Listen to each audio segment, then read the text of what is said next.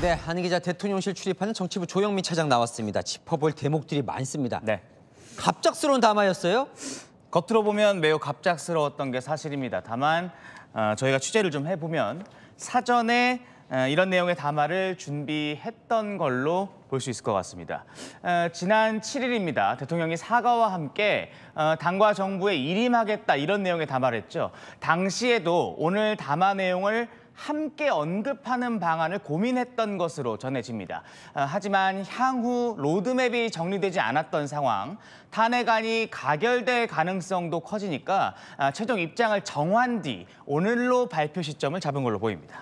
그래서 좀 궁금한 게 지금 말했듯이 미리 준비했다면 세 번째 담화는 당에 일임하겠다, 사과도 있었고 이선 후퇴. 완전히 오늘과 기조가 다른데요. 맞습니다.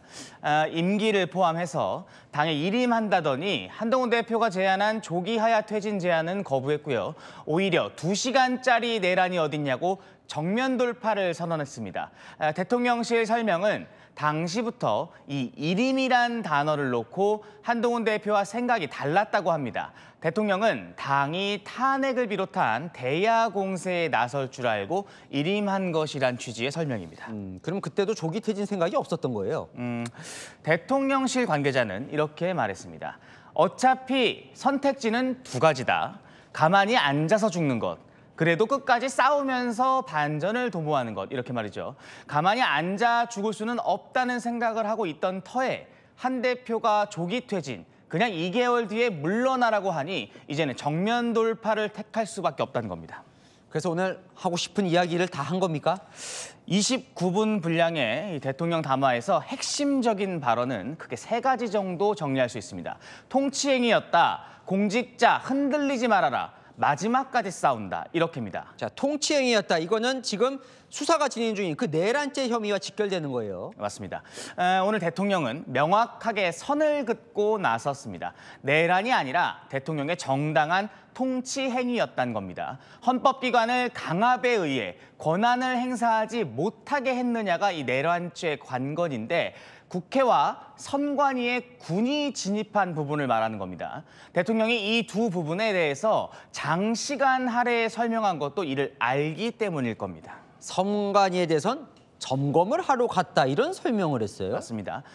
그동안 문제가 많았던 선관위 전산 시스템 점검하라고 본인이 지시한 거다. 또 국회에 군을 보낸 거 역시 질서 유지 차원이었고 실무장도 못하게 했고 국회의원도 다 출입하게 했고 국회가 계엄 해제 의결하면 애초 병력 철수할 계획이었다. 이런 취지로 말했습니다. 결국엔 법의 테두리 안에서 대통령의 권한으로 주어진 만큼만 작동시킨 계엄령이라는 걸 강조하고 있는 겁니다. 그러면 국회의원을 끌어내라고 지시했다는 특전 사령관 진술은 어떻게 되는 겁니까? 오늘 이 부분에 대해서는 대통령의 직접적인 언급이 없었습니다. 이런 해석도 나옵니다. 대통령의 지시를 들었다는 특정 사령관, 그런데 당시 통화가 비화폰, 그러니까 보안폰으로 이뤄졌다 했습니다. 비화폰은 통화 기록은 있지만 녹음은 남지 않습니다. 물증이 확보될 리 만무한 부분에 대해서는 굳이 대응하지 않았다는 해석인 겁니다. 참 녹화로 담화만 하고 그냥 퇴장해버려서 질문도 못하고 참 답답한데요. 맞습니다. 대통령과 국방부 장관 둘만 알았다. 이 말을 두고는 증거인멸이다. 이런 비판들이 나오던데요.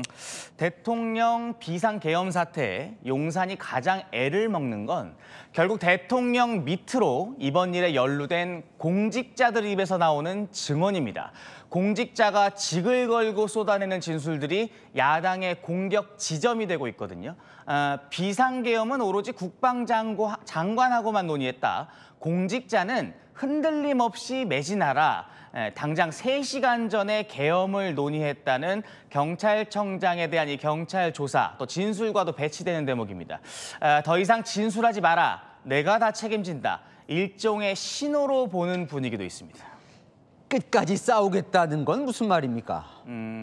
야당을 향해 광란의 칼춤이라는 표현까지 등장한 오늘 대통령 담화. 대통령은 끝까지 싸우겠다는 말로 마무리했습니다. 아직 돌아서지 않은 지지층에게는 결집의 신호가 될 것이고요. 오늘 새로운 원내 친윤 지도부를 결성한 당을 향한 메시지도 됩니다.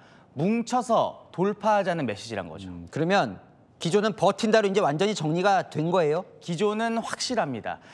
탄핵안이 국회를 통과해도 혹은 헌법재판소에 가서 기대치 못한 결론을 맞을지라도 대통령의 직접 변론, 탄핵 심판 생중계, 헌법재판소법 다퉈보기 등 쓸 수 있는 카드 다 쓰면서 최대한 버틴답니다. 이재명 대표 대법원 판결까지 버틴다는 겁니다. 자, 이 버티는 게 가능한 겁니까? 선택지가 많지 않았던 대통령 입장에서 뭐 절박한 선택일지 모르겠지만 결국 국민의 지지를 받을 만한 선택이냐가 중요한 거 아니겠습니까? 대통령의 선택은 장기간 사회적 혼란과 정치적 갈등을 부추길 수밖에 없는 길이기도 합니다. 군을 동원한 계엄에 대해 사과보다는 불가피했다며 강경 발언을 쏟아냈는데 의총장에서 듣고 있던 여당 의원들조차 고개를 절레절레 젓는 인물들도 많았습니다. 네, 조영민 차장은 잠시 후에 다시 이야기 나눠보겠습니다.